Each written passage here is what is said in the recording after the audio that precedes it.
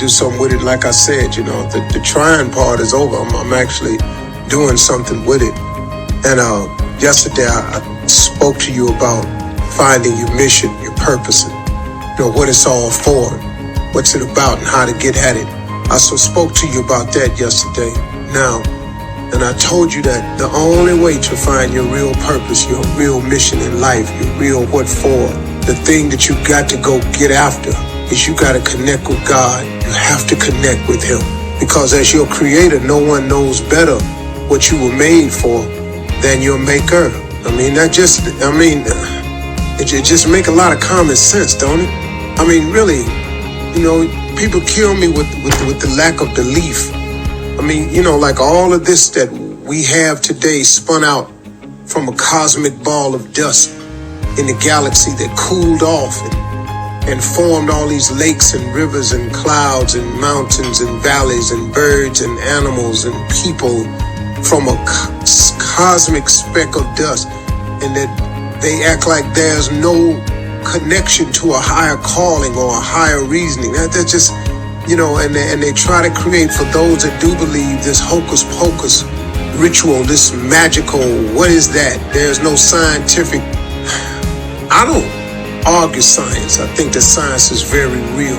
I think that science is very applicable. I think that science helps us learn so many things. But science ain't everything now. You might as well under that. There's some unexplainables that science can't wrap their mind around, so here they go with something else. And you got the naysayers who use that, the non-believers who use that as the proof that there is no higher calling or higher being. And listen to me. I don't really into explaining all that away. If that's how you feel, then go on and get to feeling how you feeling with it. But let me explain something to you. I just don't see how. I don't see how, man. What is this conscious that eats away at you from time to time? Where does the moral barometer come from that exists in your life? What makes you know the difference between right and wrong? Did that come from that cosmic speck of dust that spun out of control and cooled this fiery hot ball down, and then these lakes and rivers and all the clouds and mountains got cool? Where did your conscience come from? What is your need to cry out from? Where does the word Lord help me come from?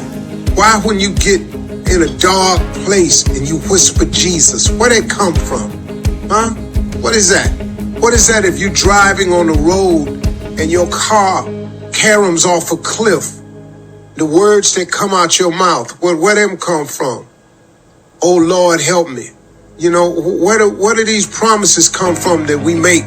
These deals we cut that we make with a higher power? Why when you're at your lowest moment, man, you turn somewhere?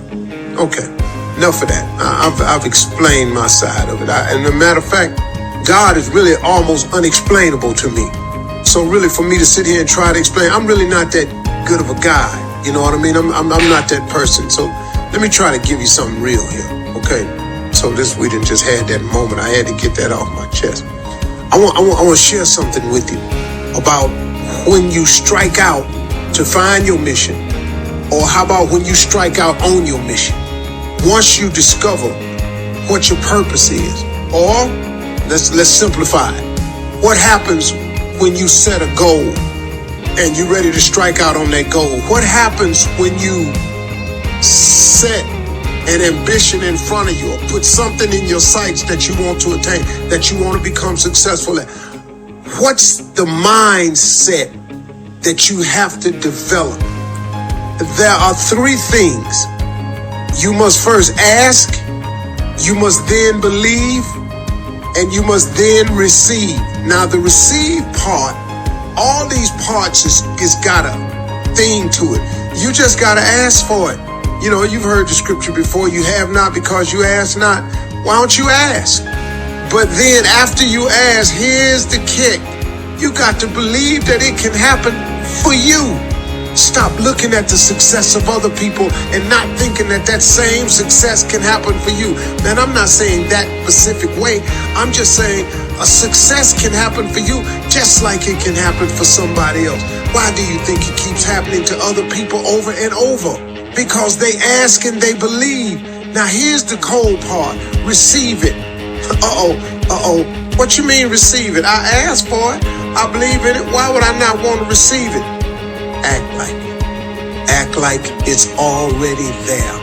Behave as though you have it in your hands. Smile about it. Realize that, man, it's just days away. And how many other days that is? If it's days away, it's just days away. We don't know if it's going to happen tomorrow, next week, in 30 days. We don't know if it's going to take a few years. But you got to receive it, though. You got to ask, you got to believe, and you got to receive it. You got to act as though it's there. Now, there's another part now to this about work. You know, don't please, faith without works is dead. Don't think you're going to just ask for something, believe in, and then go sit down and start watching TV. Come on now, let's get real. Let's not leave out the other jewel. You got to work. But now, here's what I want you to know about when you strike out on that mission.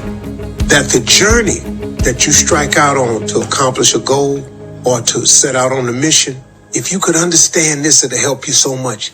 The journey is a process. It's not an arrival date. It's a process. All you're looking to do, folks, is start the process. Get it started. Don't worry about the arrival date.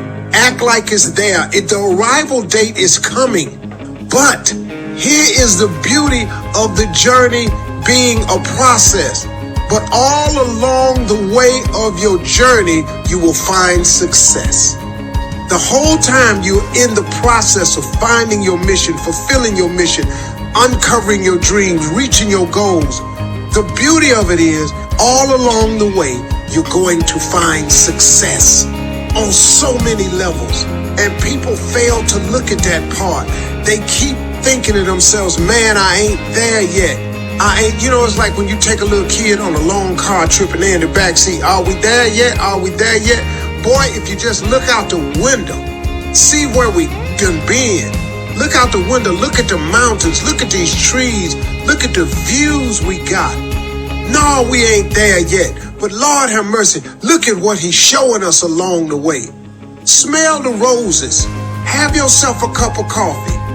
Chill every now and then and see what he's doing for you. Because the journey is a process. But man, know that in the process of arriving at your designated goal, dream, ambition, or mission, understand this. There are things that are going to happen to you along the way, man, that will be so gratifying and fulfilling, where the journey is joyful. There is joy in the journey. You don't have to be there to appreciate the ride. Appreciate the journey and the process. Stop getting mad because you ain't at the arrival date or your dreams ain't came true yet. Look up. You might discover, man, that you living better. You might discover that you don't have $1 million yet, but you done made $250,000. What you tripping for? Because you ain't got the $1 million yet. Remember when you didn't have nothing? Be grateful for the $250,000 mark, the $100,000 mark, the $322,000 mark. Don't you understand, man? You may not be where you want to be, but man, can't you thank God that you ain't where you was? How about that one?